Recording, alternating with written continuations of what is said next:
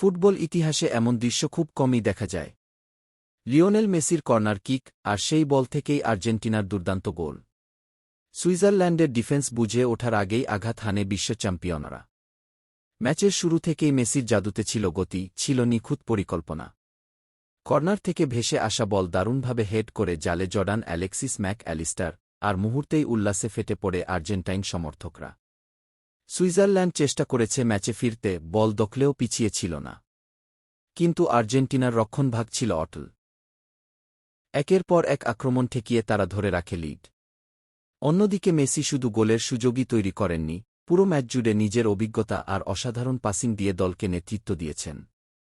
এই কর্নার অ্যাসিস্টের মাধ্যমে আবারও প্রমাণ হল, মেসি শুধু গোলদাতা নন, তিনি একজন ম্যাচ চেঞ্জার।